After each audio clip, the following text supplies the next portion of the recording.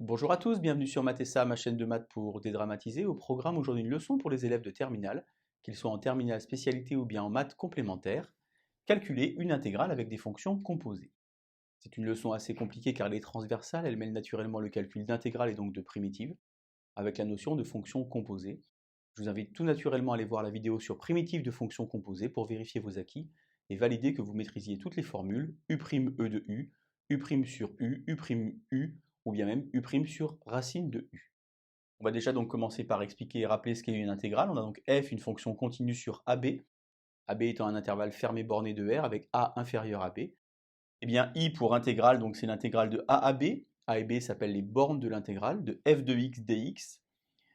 On va donc évaluer une primitive de petit f, qui est donc notée grand F, que l'on va calculer entre A et B. Et donc on fait la valeur du haut moins la valeur du bas. Alors vous avez déjà vu dans d'autres vidéos par exemple que si la fonction était positive, eh bien, il y a une notion d'air sous la courbe. On note parfois UA, unité d'air. Ici on va simplement calculer des intégrales sans se préoccuper de cette notion d'unité d'air. Il existe également une notion d'air algébrique qui correspond à la somme des aires, qu'elles soient positives ou négatives. Finalement, si la courbe est située au-dessus de l'axe des abscisses, l'aire est considérée comme étant positive. Et si la courbe est située en dessous de l'axe des abscisses, l'aire est considérée comme étant négative. Donc on va commencer tout naturellement avec un exemple ici. Ensuite, je vous invite naturellement aussi à mettre en pause la vidéo pour essayer de faire l'exercice 1 et l'exercice 2. Vous remarquez ici que j'ai noté tout va bien, il en manque, et il y en a trop. Ça doit vous rappeler des souvenirs de la leçon sur primitive de fonctions composées. On doit donc trouver l'intégrale entre moins 1 et 1 de 2t sur racine de t carré plus 1. Alors pourquoi tout va bien? Parce que finalement, si j'écris u de t égale t carré plus 1, eh bien quand je vais dériver ce u de t, je vais obtenir 2t. Ça veut dire qu'ici, j'ai exactement u' sur racine de u, et donc une primitive de u' sur racine de u, avec naturellement u positif, eh bien ça fait 2 racines de u. Je vais donc avoir ici 2 racines de t carré plus 1, que je vais évaluer entre 1 et moins 1 ici. Donc je vais remplacer, ça va faire 2 racines 1 au carré plus 1, 2, moins 2 racines, moins 1 au carré plus 1, 2, 2.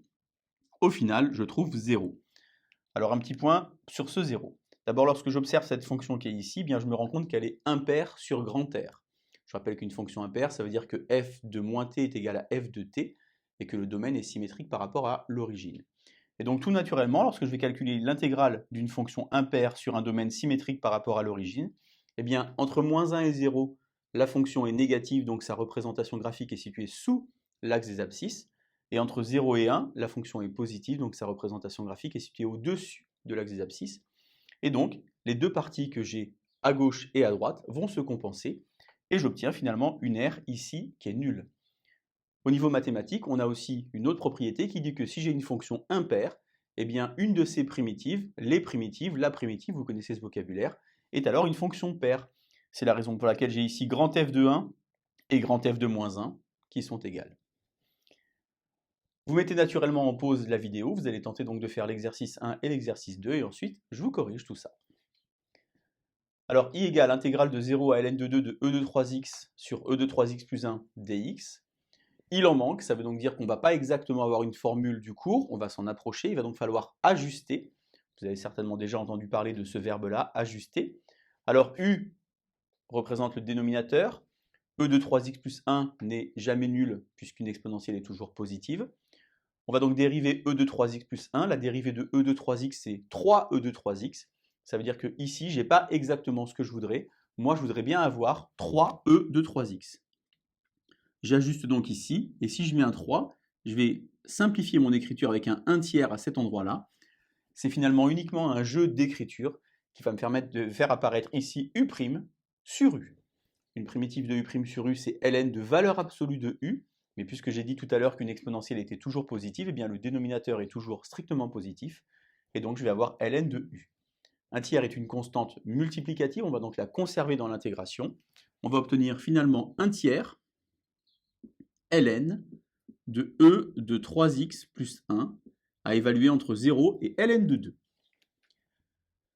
Je vais donc maintenant calculer l'image pour ln de 2. Alors je vous rappelle 2-3 notions sur le logarithme népérien. D'abord, n ln de a, ça vaut ln de a à la puissance n. Donc 3 ln de 2, ça va finalement faire ln de 2 puissance 3. 2 puissance 3, ça fait 8. Et donc je vais avoir évalué e de ln de 8 plus 1. Vous devez savoir que l'exponentielle et le logarithme népérien s'annihilent. Ça veut donc dire pour tout x strictement positif, e de ln de x, ça fait x. Et donc finalement, je vais avoir 8 plus 1, ça fait 9. On a donc 1 tiers de ln de 9, moins, quand je vais remplacer par 0, e de 0, ça fait 1, ln de 2. Au final, grâce à la propriété algébrique du logarithme népérien qui dit que ln de a moins ln de b, c'est ln de a sur b, eh bien je vais avoir ln de 9 demi sur 3. ln de 9 demi est un nombre positif.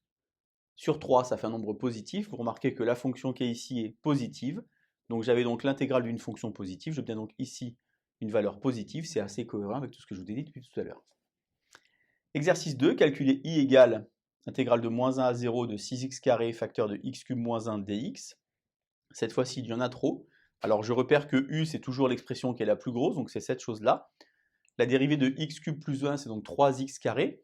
Mais là, j'ai 6x carré, donc je vais d'abord écrire ce que je voudrais avoir. Moi, je voudrais avoir 3x carré. Malheureusement, j'ai 6x carré. Je vous rappelle qu'on ne peut ajuster qu'avec des nombres ou éventuellement des signes. Donc je vais écrire ici 2 fois 3x carré facteur de x cube moins 1 dx. Et donc je vais reconnaître ici u', une primitive de u', c'est u carré sur 2. Je vais donc avoir 2, que je conserve car c'est une constante multiplicative, u carré sur 2. Je peux alors donc simplifier comme ceci les deux 2. Et donc je vais évaluer entre 0 et moins 1. Donc quand je remplace, ça va faire moins 1 au carré, moins 1 au cube, ça fait moins 1, ça va faire moins 2. Et donc au final, moins 2 au carré, ça fait 4, 1 moins 4, moins 3. Lorsque j'observe ici la fonction que j'ai à cet endroit-là, entre moins 1 et 0, cette fonction qui est ici est une fonction qui est négative. Tout naturellement, j'obtiens donc ici une intégrale négative. Donc vous voyez, calculer une intégrale avec des fonctions composées, ça peut s'avérer extrêmement compliqué si vous ne maîtrisez pas les formules. Je vous invite naturellement à vous entraîner et je vous dis à bientôt sur Mathessa. Bonne journée!